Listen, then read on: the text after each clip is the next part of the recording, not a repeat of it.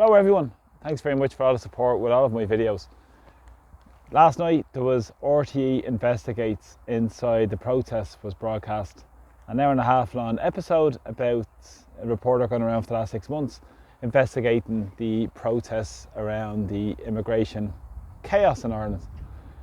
We've seen so many people in Ireland, the vast majority of people in Ireland, who are opposed to what's going on in terms of the impacts of immigration. We've seen huge amounts of transfer of public money into private hands in terms of the commercial property owners making huge profits from this. And also we've seen the big bosses making huge profits from cheap labour also as well, which is one of the big fallouts of the immigration chaos in Ireland.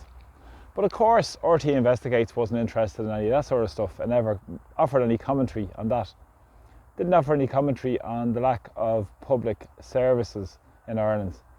Didn't offer any commentary on the housing disaster in Ireland, or the homelessness disaster, and working class communities that are most disenfranchised, most of all around Dublin and all around the country as well.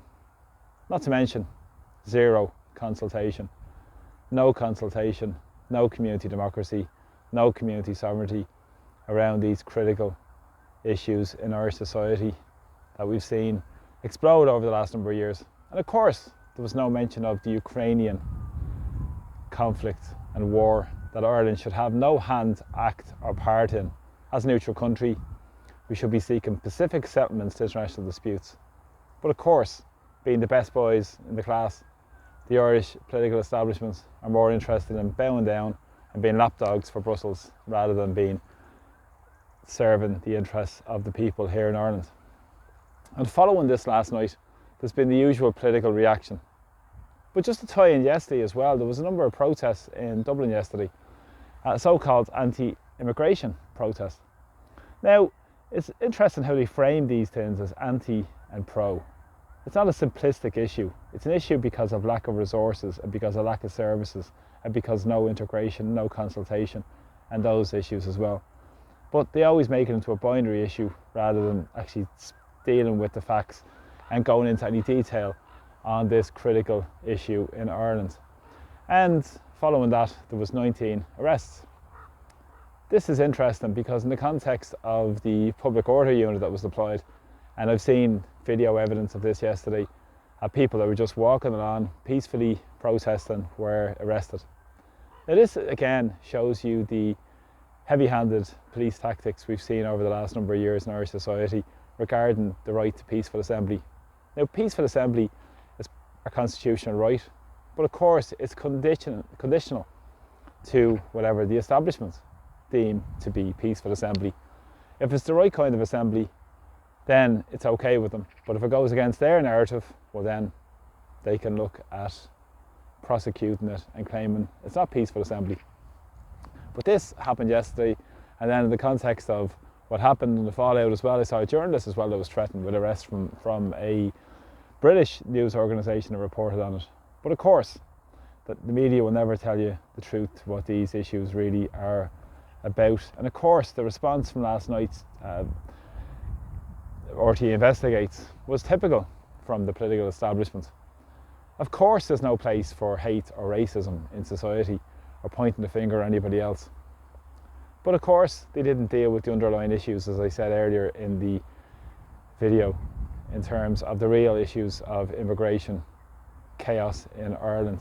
And of course the political establishment have been coming out thick and fast. Micheál Martin, of course, has come out typically to say lessons need to be learned from this and we have to reflect on the criminal justice systems. Isn't this interesting? Reflect on the criminal justice system.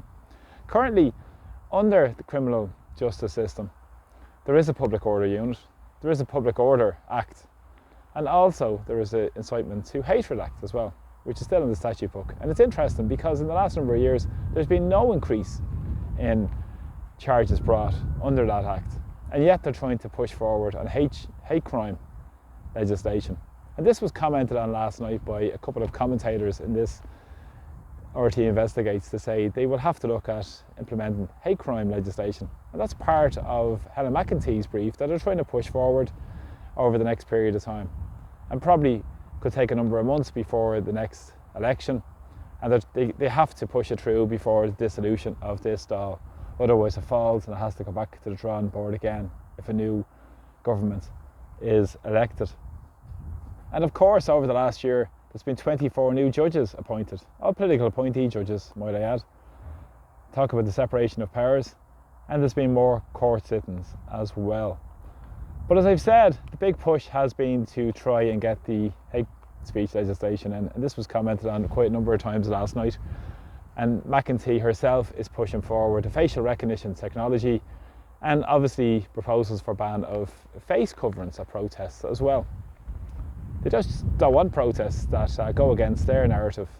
If it deems and supports their narrative, that protest is great, but in a democracy you have a right to peaceful assembly, and that's a critically component, a strong part, an important part of our democratic rights that people struggled and fought for.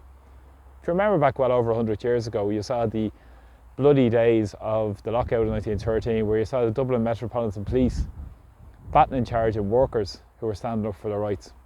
Absolutely horrific, and led to the death of a number of workers during that time. But of course, it's through the struggle of ordinary working class people we have won our rights. They haven't been given to us by any benevolent state or leaders, and people in particular like Micheál Martin. And the response, as I said, has been typical, but of course they never spoke about the heavy-handed approach of the authorities. And of course there was always the mention of the international obligations, these famous international obligations, where more countries are opting out of the EU Migration Pact. Of course, Ireland, being the lapdogs that they are with the political establishment, are more interested in bowing down to their masters in Brussels rather than serving the interests of the ordinary people here who are suffering with a multitude of crises. And in this show last night, there was commentary on by a few people who were involved in this show as well, who were interviewed. People from the International or Institute for Strategic Dialogue were involved, an NGO, who are tasked with targeting misinformation and disinformation. They were getting a free rein in the show last night. Also, many other NGOs were on board with this as well, apart from a criminologist, I think, from Maynooth University. So let's see how the narratives spin. And as I said, the political response has been swift, but not really surprising when you consider what RTE really stand for in terms of a one-sided narrative and the government's narrative, because of so much state-supported funding. And coincidentally, the Institute for Strategic Dialogue was founded by a Zionist. Does not really tell you all about what you need to know about this NGO. And there was commentary around this man who was involved with the Coolock in terms of modular housing, I think, supplying modular housing for the Coolock Crown Paints factory. There was no mention, actually, coincidentally, about the Crown Paints factory, about the unsuitability of that factory for anybody to live in. Never mind the profiteering that's going to come from it. But of course, this is a part of the narrative. There was no commentary on the lack of planning and the fact that all the planning laws were put to the side to pursue the agenda for the political establishment and the globalists. And it's also interesting that one of the people who were involved in the modular housing, a man by the name of Paul Collins yesterday, who said he wasn't in it for profit. You couldn't make it up. This was a man who was bailed out by NAMA for the tune of less than €50 million. I think he's tax resident in another European jurisdiction. You can read into that what you will. And he is the owner of Townby,